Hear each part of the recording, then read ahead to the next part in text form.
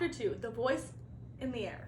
That evening, when the little Poppers had been put to bed, Mr. and Mrs. Popper settled down for a long, quiet evening. The neat living room at 432 Proudfoot Avenue was much like all the other living rooms in Stillwater, except that the walls were hung with pictures from the National Geographic magazine.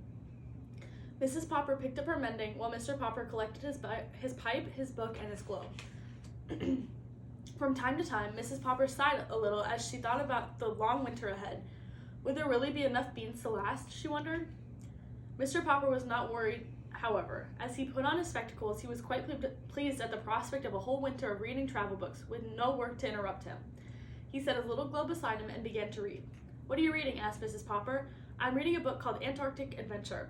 It is very interesting. It tells about all the different people who have gone to the South Pole and what they have found there." "Don't you ever get tired of reading about the South Pole?" "No, I don't.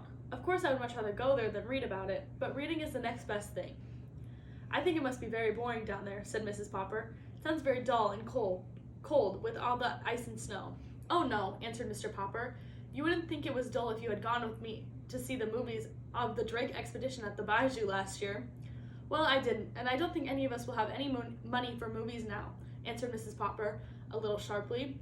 She was not at all a disagreeable woman, but she sometimes got rather cross when she was worried about money. "If you had gone, my love," went on Mr. Popper, "you would have seen how beautiful the Antarctic is. But I think the nicest part of all is the penguins. No wonder all the men on the expedition had such a good time playing with them. They are the funniest birds in the world. They don't fly like other birds, they walk erect like little men. When they get tired of walking, they just lie down on their stomachs and slide. It would be very nice to have one for a pet." "Pets," said Mrs. Popper. "First it's Bill wanting a dog, and Janie begging for a kitten. Now you and penguins, but I won't have any pets around. They make too much dirt in the house, and I have enough work now, trying to keep this place tidy, to say nothing of what it costs to feed a pet. Anyways, we have the bowl of goldfish."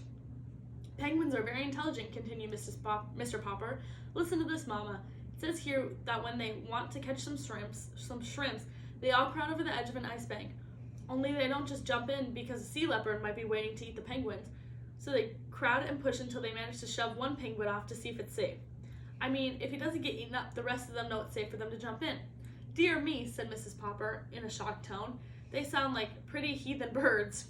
"It's a queer thing," said Mr. Popper, "that all the polar bears live at the North Pole and all the penguins at the South Pole. I should think the penguins would like the North Pole too, if they only knew how to get there." At 10 o'clock, Mrs. Popper yawned and laid down her mending. "Well, you can go on reading about those heathen birds, but I'm going to bed. Tomorrow's Thursday, September 30th, and I have to go to the first meeting of the Ladies' Aid and Missionary Society." "September 30th, said Mr. Popper in an excited tone. "You don't mean that tonight is Wednesday, September 29th? "Why, yes, I suppose it is, but what of it?" Mr. Popper put down his book of Antarctic adventures and moved hastily to the radio. "What of it?" he repeated, pushing the switch. "Why, this is the night of the Drake Antarctic expedition. This is the night the Drake Antarctic expedition is going to start broadcasting." "That's nothing," said Mrs. Popper. "Just a lot of men at the bottom of the world saying, 'Hello, Mama, hello, Papa.'" "Shh," commanded Mrs. Popper, laying his ear close to the radio. There was a buzz, and suddenly from the South Pole, a faint voice floated out into the Popper living room. "This is Admiral Drake speaking. Hello, Mama, hello, Papa, hello, Mr. Popper." "Goodness gracious," exclaimed Mrs. Popper. "Did he say Papa or Popper? Hello, Mr. Popper, up there in Stillwater. Thanks for your nice letter about wanting pictures of our last expedition. Watch for an answer, but not by letter. Mr. Popper, watch for a surprise. Signing off, signing off." "You wrote to Admiral Drake?" "Yes, I did," Mr. Popper admitted. "I wrote and told him how funny I thought the penguins were." "Well, I never," said Mrs. Popper, very much impressed. Mr. Popper picked up his little globe and found the Antarctic. "And to think he spoke to me all the way from down there. And he even mentioned my name, Mama. What do you suppose he means by surprise?" "I haven't any idea," answered Mrs. Popper, "but I'm going to bed. I don't want to be late for the Ladies' Aid and Missionary Society tomorrow."